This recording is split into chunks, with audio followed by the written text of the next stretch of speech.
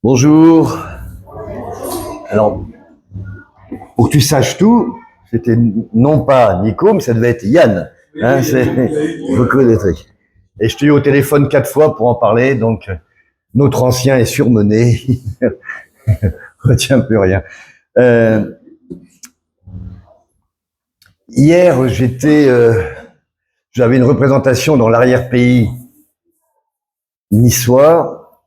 Et il y avait un gros orage, il y a eu une coupure de courant, donc on avait tout installé, centaines de personnes qui attendaient et on pensait que la représentation n'aurait pas lieu. Et puis, au-dessus de ce village, il y avait une église et le maire de la ville, du petit village, à un moment, devant la foule, dit « Écoutez, nous avons notre saint patron qui est là, on va lui demander que l'orage s'éloigne. » Et tout le monde dit « Oui, ah oui, ah oui, ah oui ». L'orage s'est éloigné, l'électricité est revenue et on a pu jouer. Et j'ai été très frappé par cet appel soudain dans ce monde laïque à ce saint patron pour que la représentation de théâtre qui en soi n'avait aucun intérêt plus que ça puisse avoir lieu. Donc il y a toujours au fond de nous quand même cette pensée de quelque chose de plus grand que nous, de sacré qui fonctionne. Et ça a été une très bonne soirée en plus. On a plutôt très bien joué parce que tout le monde était vraiment concentré et les spectateurs nous ont vu tout enlever, tout remettre. Et après, il y a des gens qui m'ont dit, en fait, tout ça, c'est incroyable. Ça a été si bien parce qu'il y a eu tout ça qui s'est mis en place, tous les problèmes pour que ça soit si bien. Oui, c'est aussi une manière de voir les choses. Ça aurait été bien que ça se passe bien directement et on aurait été un peu moins stressé. Alors, vous allez me dire, pourquoi tu parles de ça? Parce que ça va nous ramener à notre réflexion du jour sur Genèse. Je suis désolé, j'avais dit que je ne me ferais plus. Il y a 15 jours, c'était Genèse 42 et je devais reprendre la parole que dans un mois et demi. Mais pour des raisons de calendrier de vacances, c'était pas possible. Donc j'ai pris la place de Yann je le remercie de m'avoir laissé pour que on puisse équilibrer les prédications. Et donc, en fait, c'était il y a 2 semaines. Et du coup, je vous avais laissé sur un suspense intenable. Et comme c'était il n'y a pas si longtemps, je me suis dit, on va continuer. Voilà. Puis comme ça, on va vite terminer Genèse et vous n'en entendrez plus parler. Ça fait 2 ans qu'on tourne autour. Là, on arrive au bout du bout du bout. Et aujourd'hui, en plus, comme c'est solde, vous aurez 3 chapitres pour le prix d'un. Donc, vous avez vraiment bien fait de venir. Alors, je sais pas, j'ai l'impression qu'il y a des personnes avec des téléphones qui parlent pas le français, c'est ça? Mais on va essayer d'être efficace quand même. Donc, les 3 chapitres dont je vais vous parler amènent à un happy end qui est fort intéressant et surtout à une conclusion très surprenante et qui va beaucoup nous parler, nous, dans notre existence, sur tous les plans, toutes les voies que semble choisir Dieu pour nous amener quelque part, pour notre bien, alors que toutes les étapes nous ont semblé extrêmement tortueuses et pas très agréables à vivre, comme les événements d'hier que le saint patron nous a sauvés. Donc, on s'était quitté au chapitre 42 avec, vous vous souvenez, Joseph qui est donc en Égypte, les frères qui reviennent parce qu'il y a une famine, Joseph qui essaye, non pas par revanche ou vengeance, on avait vu ça, mais par esprit pédagogique, de faire comprendre aux frères que d'eux-mêmes, ils se rendent compte des erreurs qu'ils avaient faites parce que le salut que va leur offrir Joseph et que nous offre Jésus n'est valable que si nous sommes dans notre cœur complètement sincères par rapport à tout ce qu'on a mal fait et tout ce qu'on veut vivre différemment dans l'avenir. Et donc, petit à petit, ils évoluent, mais vraiment petit à petit. Ils ont beaucoup de mal à accepter les horreurs qu'ils avaient fait presque un quart de siècle plus tôt. Et le dernier deal, c'était, écoutez, je garde un de vos frères en otage, vous rentrez chez vous, vous me ramenez votre petit frère, Benjamin, qui n'était pas là, et à ce moment-là, quand vous me le ramenez, je vous donne toute la nourriture dont vous avez besoin, et tout le monde va bien. Alors, pourquoi Joseph faisait ça? On avait vu que c'était d'abord, il voulait être certain que Benjamin était vivant. Parce que ce qu'il lui avait fait à lui, comme c'était la même mini-fratrie, parce que c'était les 2 seuls frères de la même femme, il dit, puisqu'il n'est pas là, il y a peut-être une chance sur deux qu'en fait, il les égouillait comme ils l'ont fait pour moi, plutôt. Donc, je veux être sûr qu'il est vivant. Et puis, surtout, ils veulent être sûrs, enfin, lui, il veut être sûr que ils ont quand même évolué dans leur état d'esprit, qu'ils vont arrêter de mentir et qu'ils vont enfin prendre le risque d'obéir à un ordre qui va au-delà de ce qu'ils souhaitent pour pouvoir survivre. Donc le choix, il est devant eux. On s'était arrêté là. Comment vont-ils réagir en vieil homme qu'ils étaient auparavant ou en personne nouvelle telle que Joseph essaye de les faire naître?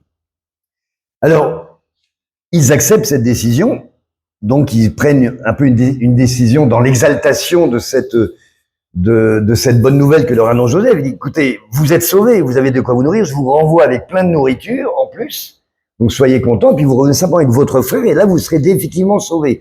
Donc là, ils disent plutôt oui. Après, ils rentrent chez eux, et ils se retrouvent face à leur quotidien, quelque chose que on comprend, qu'on vit nous souvent, on vient au culte, on a un bon moment d'exaltation, on se dit il va se passer quelque chose, il s'est passé quelque chose, on est rempli, on prend des décisions, et puis le lendemain, le surlendemain, la vie qui revient, et petit à petit on met ça de côté, on oublie un peu, et la promesse qui nous était faite n'est pas accomplie, mais non pas parce que celui qui l'a promis refuse de le faire, c'est parce que nous, dans notre petit train-train quotidien, on a laissé tomber finalement cette exaltation que nous avions au moment où elle avait été faite.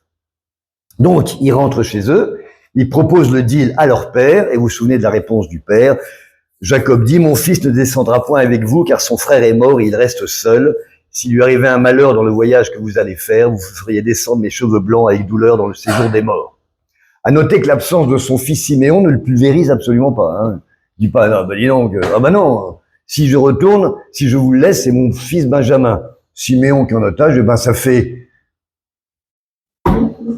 comment on dit, un dommage collatéral. De toute façon, j'en avais 12, j'en ai plus que 11, il m'en restera 10, mais c'est mon important qui est là.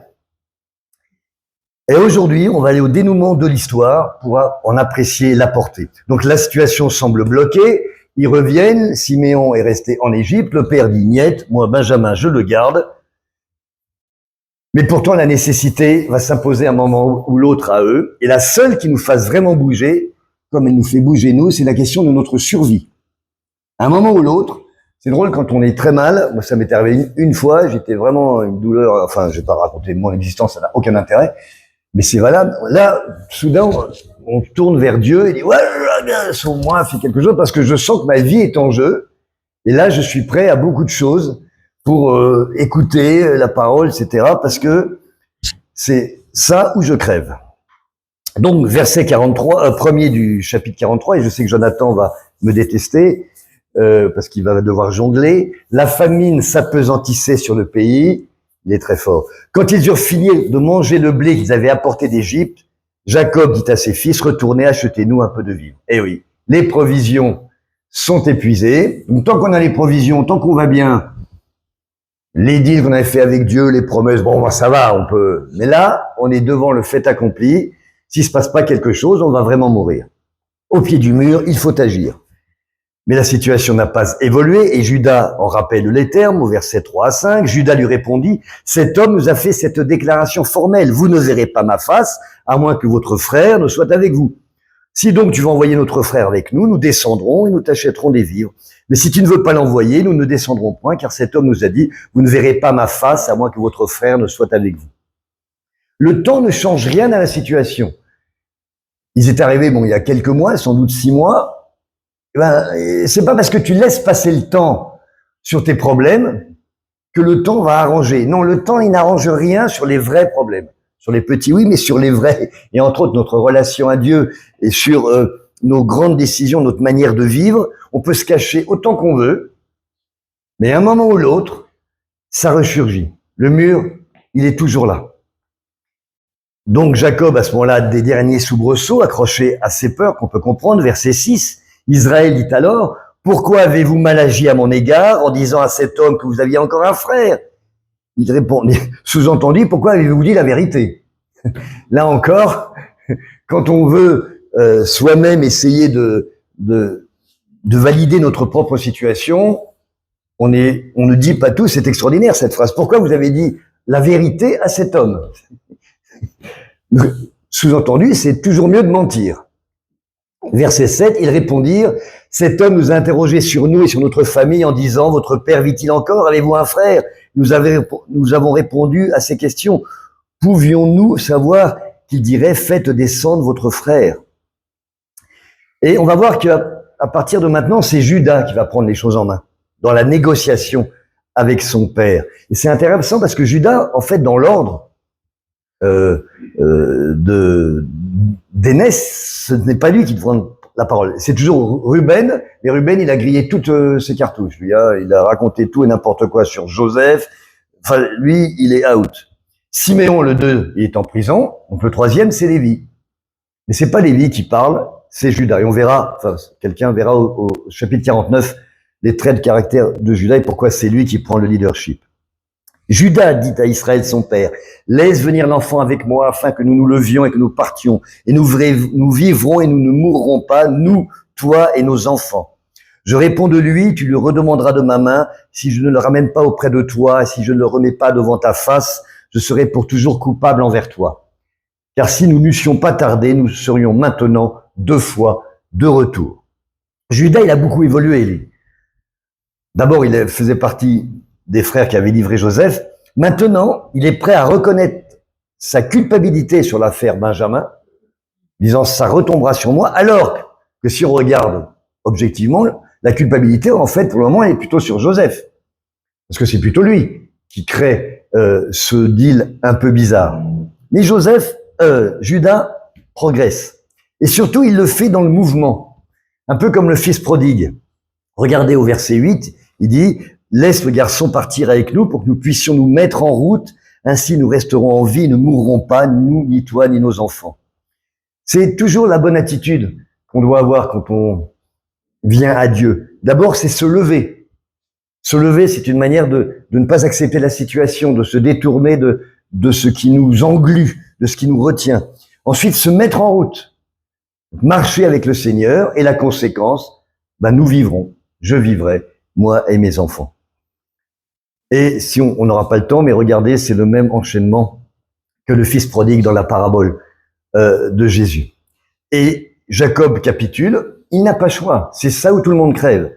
Et il prend une décision très pragmatique, et ça c'est intéressant parce que il est mis en relation avec une grande personne, quand même un grand seigneur qui lui dit c'est ça qu'il faut faire, comme nous on est mis en relation avec notre Seigneur qui nous dit écoute fais ça, et lui il va répondre en humain. Alors on fait ça, mais on va jouer du donnant-donnant. Regardez ce qu'il dit. Israël, leur père, leur dit, puisqu'il le faut, faites ceci. Prenez dans vos sacs les meilleures productions du pays pour emporter un présent à cet homme, un peu de baume et un peu de miel, des aromates, de la myrrhe, des pistaches et des amandes.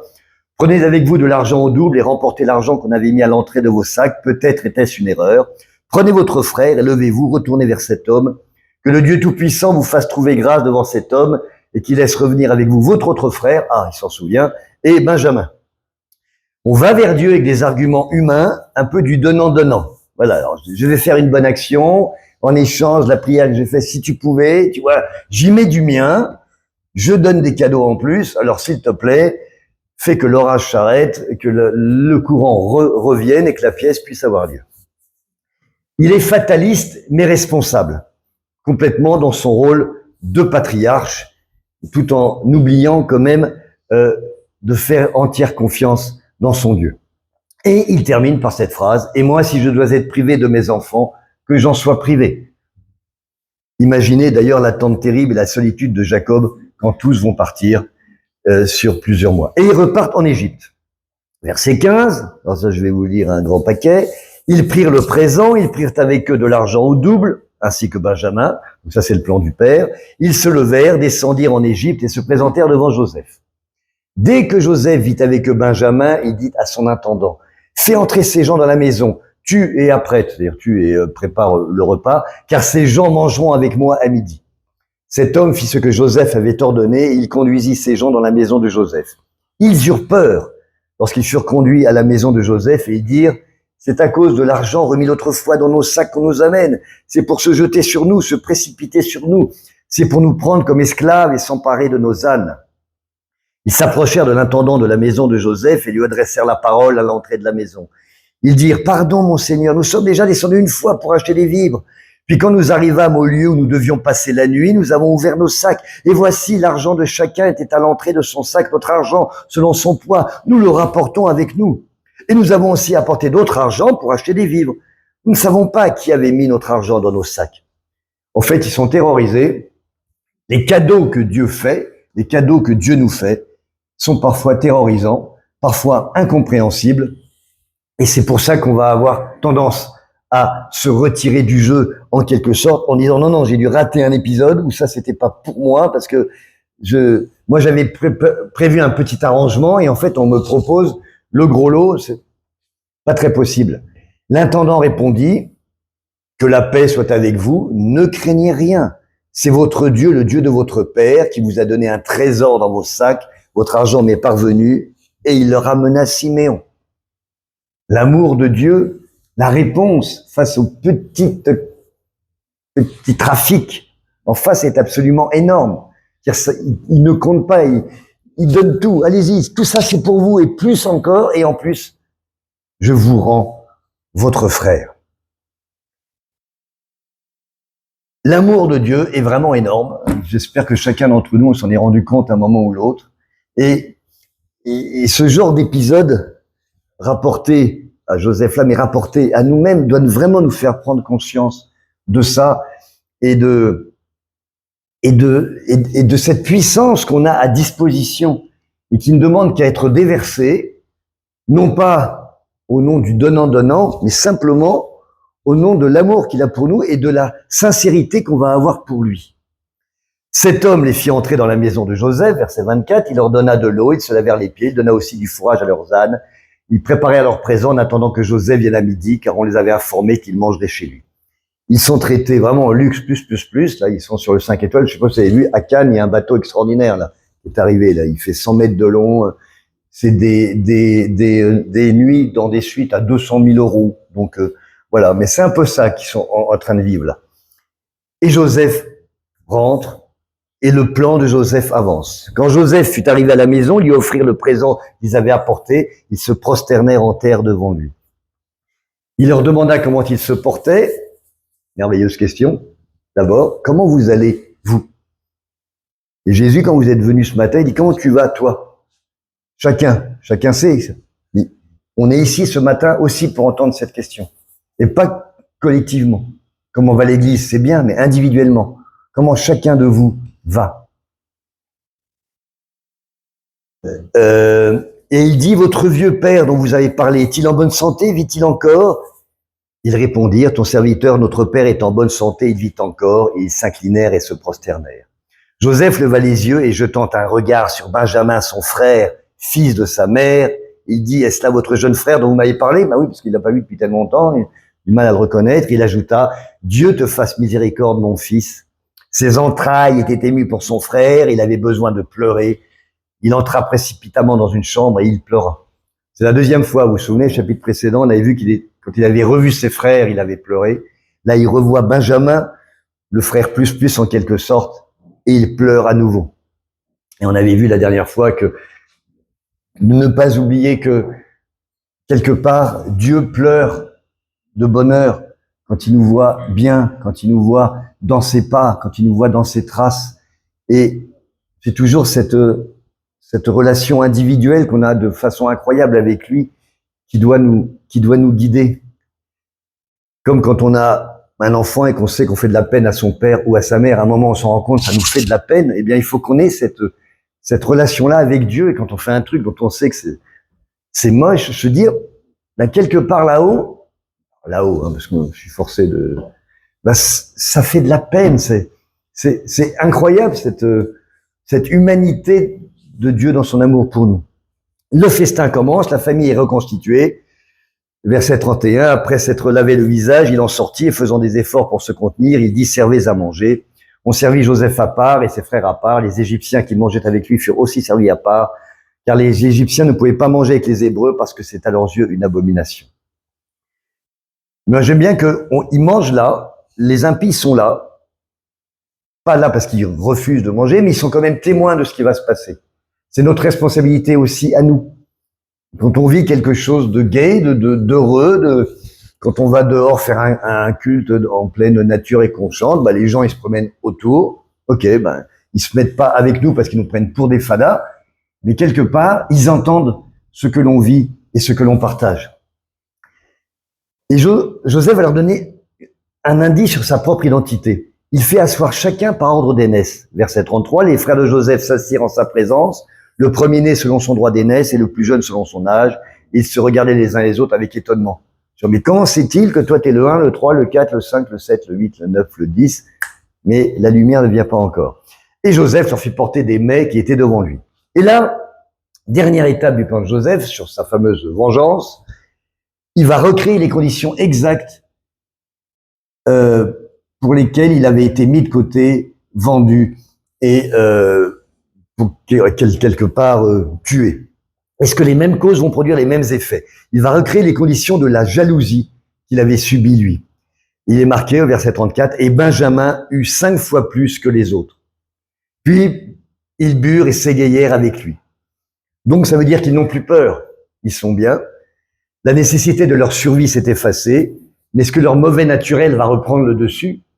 Puisque ils voient que Benjamin, lui, il a droit à plus par rapport à eux, exactement ce qui se passait avec Joseph un quart de siècle plus tôt. Et on arrive au verset 44. Le plan jalousie continue. Joseph donna cet ordre à l'intendant de sa maison. Remplis de vivres les sacs de ces gens autant qu'ils pourront porter et mets l'argent de chacun à l'entrée de son sac. Tu mettras aussi ma coupe, la coupe d'argent. Alors ça, c'est la coupe, chacun avait une coupe privée, inestimable, avec laquelle il était censé avoir des actes divinatoires.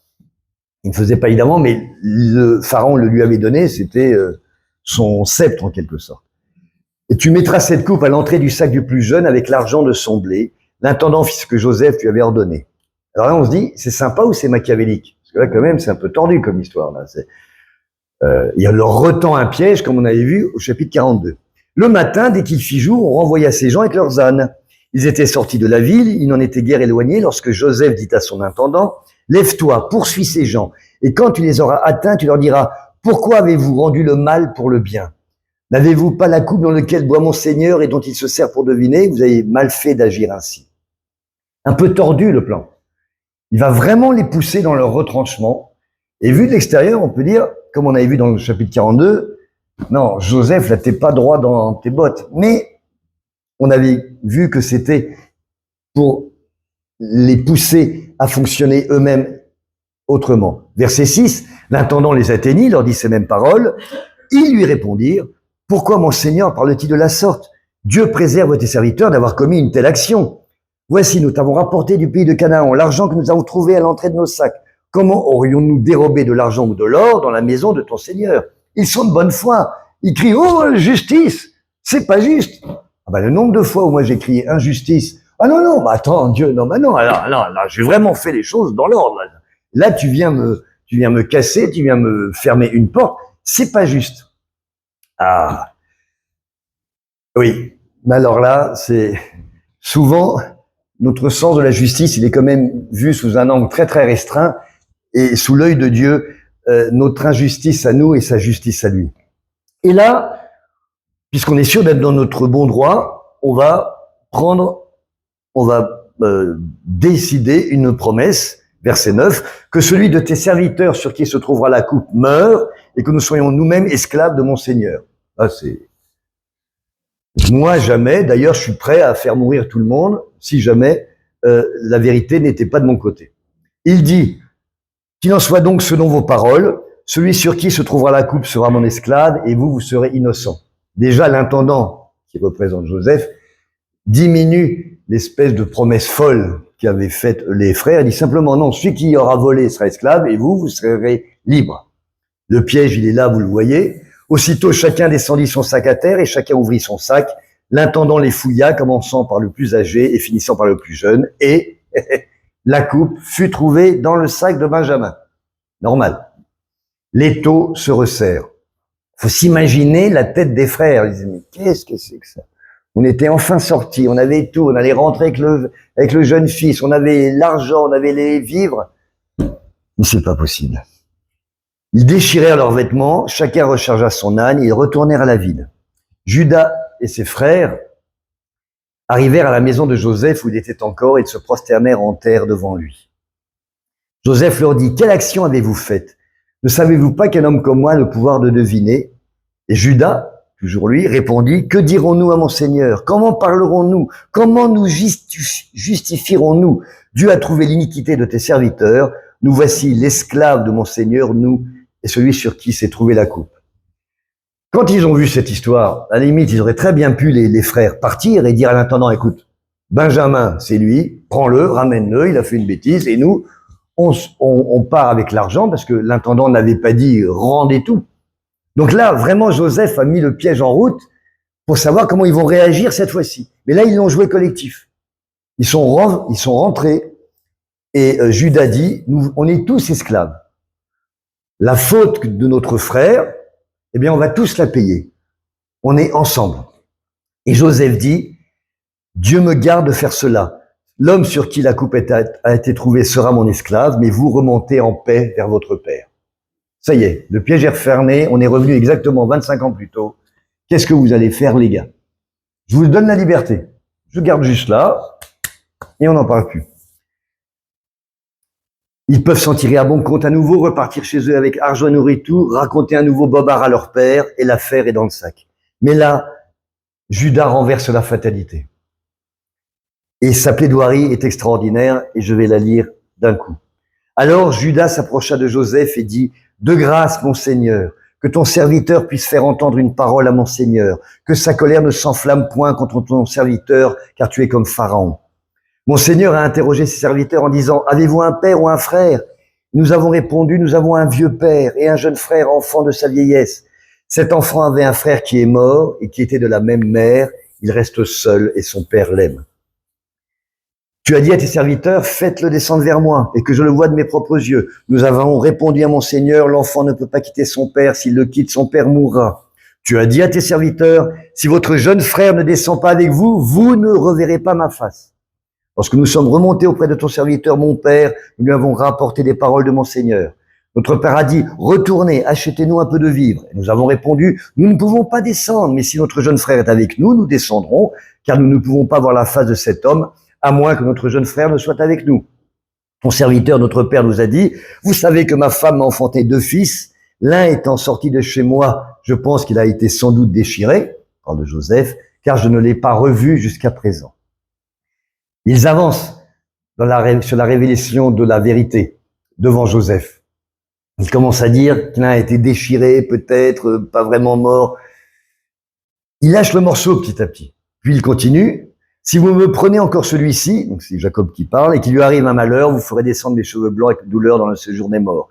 Maintenant, si je retourne auprès de ton serviteur, mon père, sans avoir avec nous l'enfant à l'âme duquel son âme est attachée, il mourra en voyant que l'enfant n'y est pas. Et tes serviteurs feront descendre avec douleur dans le séjour des morts les cheveux blancs de ton serviteur notre père, car ton serviteur a répondu pour l'enfant en disant à mon père, si je ne le ramène pas auprès de toi, je serai pour toujours coupable envers mon père.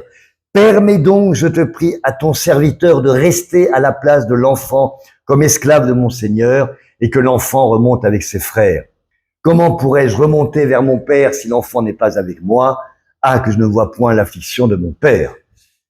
Dans la même situation, Judas, on pense au nom de ses frères, change complètement son discours et fait cette chose extraordinaire. Il se propose en sacrifice. Benjamin est coupable apparemment. Tant pis, il se propose de prendre le châtiment à sa place afin de ne pas peiner son père une seconde fois. Judas et ses frères, sans doute, ne sont plus les mêmes hommes. Le plan de Joseph a réussi. Ses frères ont changé par eux-mêmes. Dieu n'a rien forcé. Il a mis différents chemins devant eux et à chaque fois, ils ont dû choisir le bon. Alors, Joseph n'a plus de raison de se cacher. Et l'happy end arrive, on arrive au chapitre 45. Je vous ai promis 3 en 1, on y est. Chapitre 45. Joseph ne pouvait plus se contenir devant tous ceux qui l'entouraient. Il s'écria, faites sortir tout le monde. Et il ne resta personne avec Joseph quand il se fit connaître à ses frères. Il éleva la voix en pleurant. Troisième fois. Ça me fait penser, Pierre m'aimes-tu, Pierre m'aimes-tu, Pierre m'aimes-tu, 3 fois. Et quand aussi Pierre renie son Jésus 3 fois. Et là, toujours, dans le 3, le nombre trinitaire, on va pas faire un truc comme ça, mais dans ces quelques chapitres, il y a 3 fois les larmes de Joseph. C'est pas quelque chose qui n'arrive qu'une fois. On pleure une fois, on peut être ému une fois. Mais si on est ému 3 fois, c'est qu'au fond de nous-mêmes, on a quelque chose qui a beaucoup changé, qui a beaucoup bougé. Il éleva la voix en pleurant. Les Égyptiens l'entendirent et la maison de Pharaon l'entendit. Pourtant, ils avaient fait sortir. Même les inconvertis voient nos changements dans nos vies et les miracles que Dieu fait dans nos existences. Ne le cachons pas, on n'est pas là pour leur dire « Oh, regarde ce qui s'est passé ». Vivons-le. Soyons dans la joie de ce qui nous est arrivé et forcément autour de nous, même si on les a fait sortir de la pièce symboliquement, ils vont voir quelque chose s'est passé.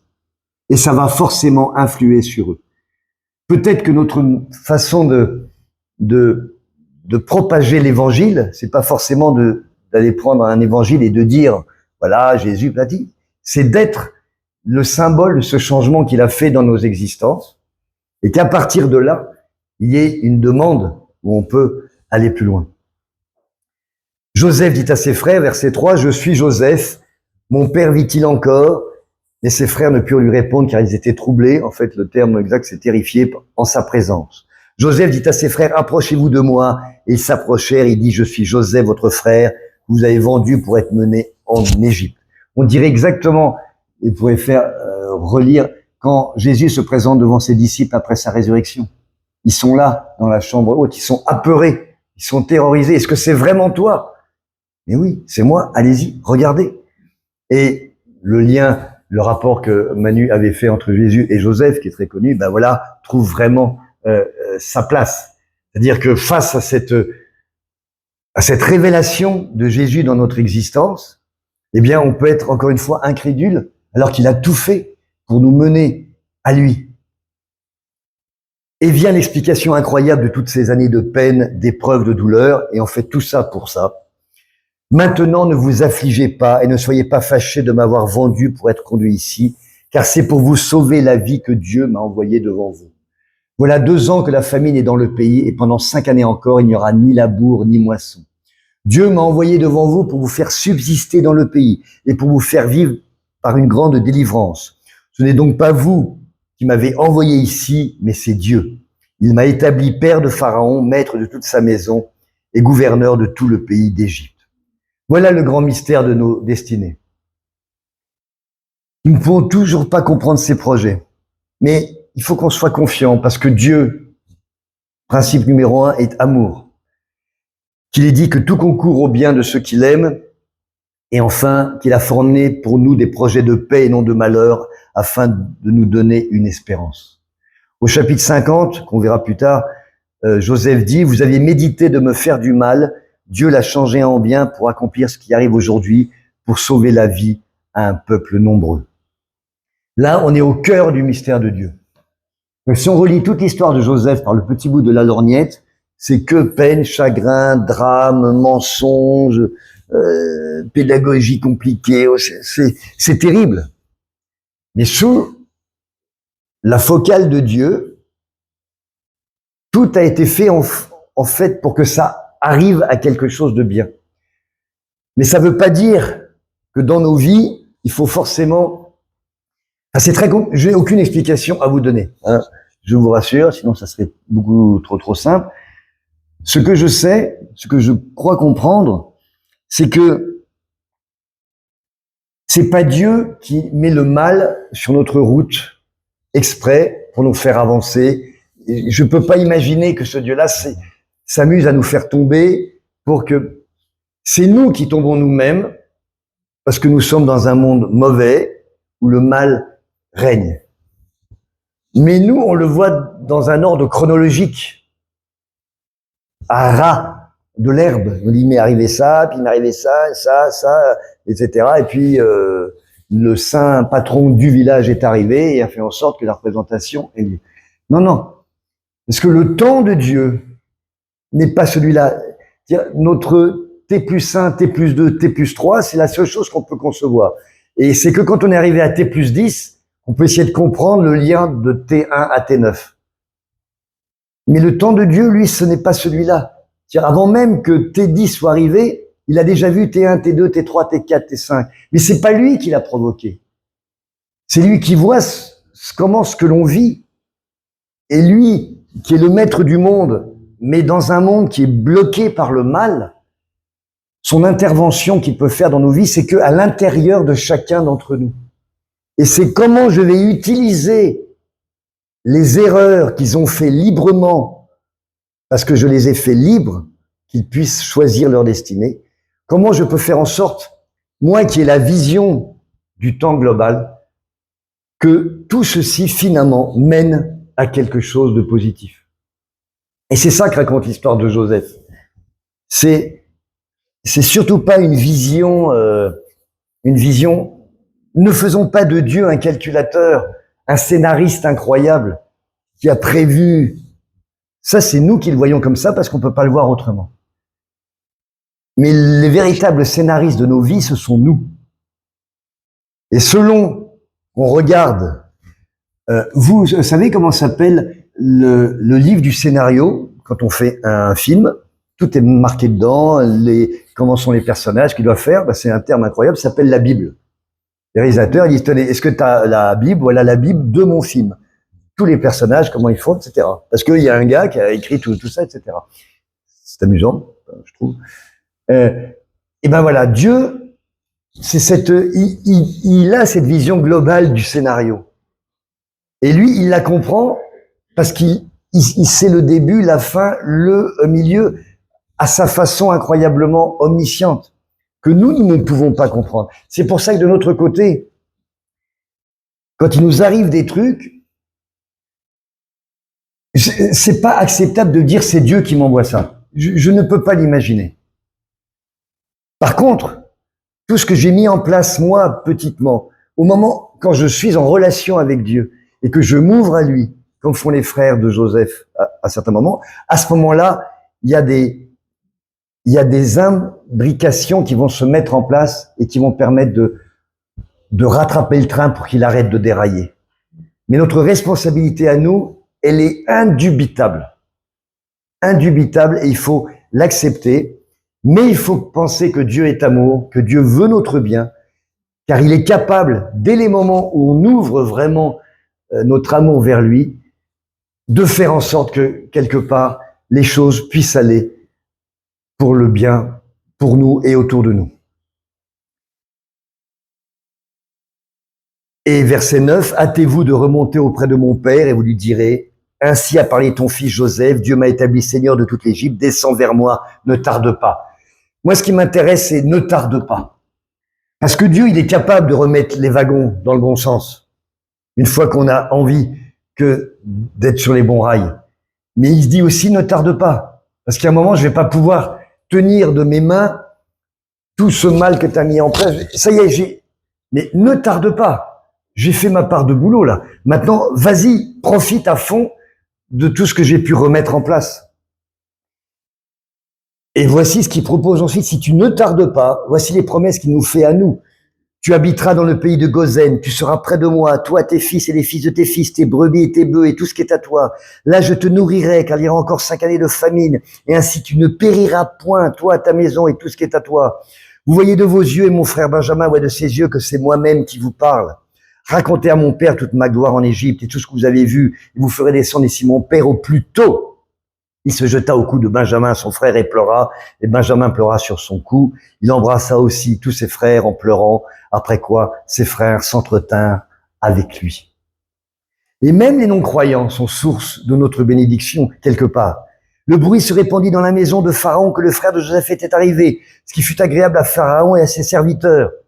Et Pharaon dit à Joseph, dis à tes frères, faites ceci, changez vos bêtes et partez pour le pays de Canaan. Prenez votre père et vos familles et venez auprès de moi. Je vous donnerai ce qu'il y a de meilleur au pays d'Égypte et vous mangerez la graisse du pays. tu as ordre de leur dire, faites ceci, prenez dans le pays d'Égypte des chars pour vos enfants et pour vos femmes, amenez votre père et venez. Ne regrettez point ce que vous laisserez, car ce qu'il a de meilleur dans tout le pays d'Égypte sera pour vous. Les fils d'Israël firent ainsi. Joseph leur donna des chars selon l'ordre de Pharaon. Il leur donna aussi des provisions pour la route. Il leur donna à tous des vêtements de rechange. Il donna à Benjamin 300 cycles d'argent et 5 vêtements de rechange. Il envoya à son père 10 ânes chargés de ce qu'il y avait de meilleur en Égypte et 10 ânes chargés de blé, de pain et de vivres pour son père pendant le voyage. Et il leur donne un dernier conseil. Puis il congédia ses frères qui partirent et leur dit, ne vous querellez pas en chemin. Donc, tout ce qu'ils ont vécu, ils ont eu des bénédictions qui viennent même de l'extérieur. Mais avant de partir, Joseph leur dit, ne vous querellez pas en chemin. Parce que le mal est tout le temps là, au cœur de nos histoires, au cœur de nous, qu'il n'y a rien. On est sur un fil avec Dieu. Le monde est une horreur. Le mal est partout. Et la relation qu'on a avec Dieu, elle est incroyablement fragile. Et le fil qu'on a réussi à mettre en place avec lui, un rien suffit à le casser. Moi, ça me fait penser au va et ne pêche plus de la femme adultère. On est si fragile.